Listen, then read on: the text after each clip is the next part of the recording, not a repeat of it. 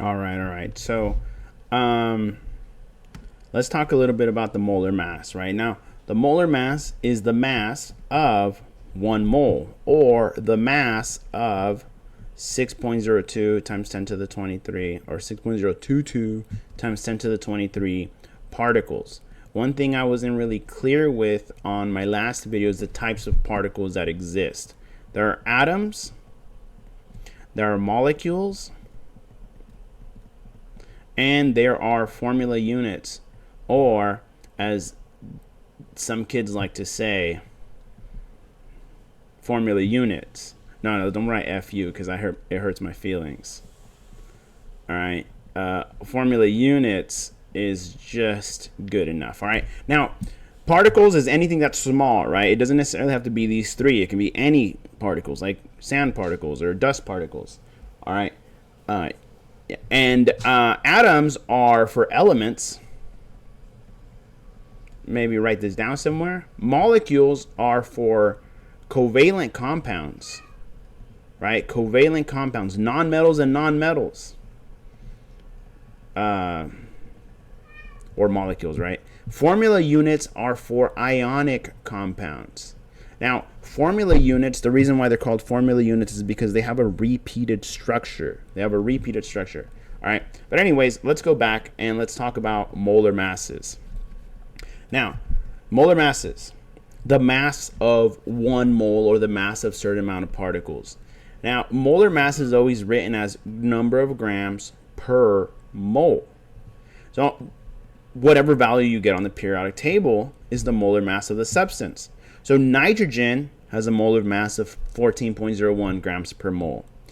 N2, how nitrogen is commonly found in nature, has a molar mass of 28.02 grams per mole.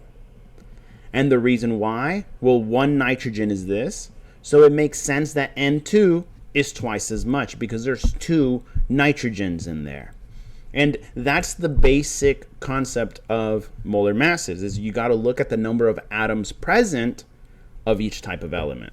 So for example, if we take a look at H2O, well, H is 1.01, and there are two of them. And then oxygen, there's one of them, and oxygen has a mass of 16.00 grams. So multiplying across, this becomes 2.02 grams per mole.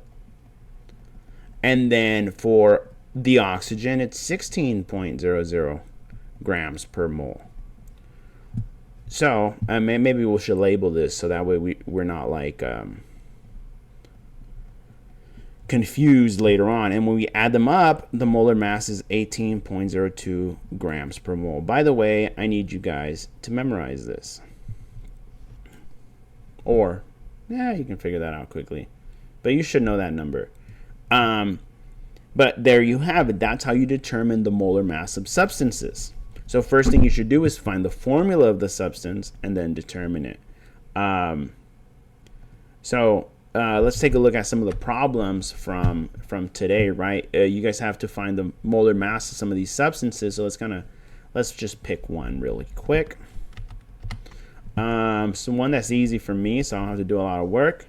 Let's do calcium chloride, right? So calcium chloride, well, calcium is Ca, and then chloride is Cl. So boom, I'm done. No. If you do that, you're wrong. What you're supposed to do is you have to remember that when formulas are made, calcium likes to give up 2 electrons. And chlorine likes to take in 1 electron. So you're going to need 2 chlorines to balance out that calcium. So your formula is CaCl2. Now you can determine the molar mass. And you do that by going to the periodic table. You know, calcium is 40.078. So I'll write that over here. So calcium is 40.078 grams per mole. And we know that chlorine is 35.45 grams per mole. And we know the amount. We know that there is 1 calcium in that formula, and we know that there are 2 chlorines in that formula, right? CaCl2. So when we multiply these out, we get 70.90. And then this one we get 40.078. We add these up really quick. Mental maths. Do this in your head, unlike me. And we get a molar mass of 110.98. And the units are grams per mole. All right, so if we had 1 mole of calcium chloride, it would weigh out 110.98 grams. And that's basically it. That's what you're doing in these types of problems, and that's how you calculate the molar mass of a substance, okay? Now, I could have just given you the formulas, but I believe you need to practice writing out formulas. You might be a little rusty. Next video we're going to talk about is percent composition. Every single element has its own percentage in a compound. That's what led to the law of definite proportions, if you guys remember. All right, but we'll see you later.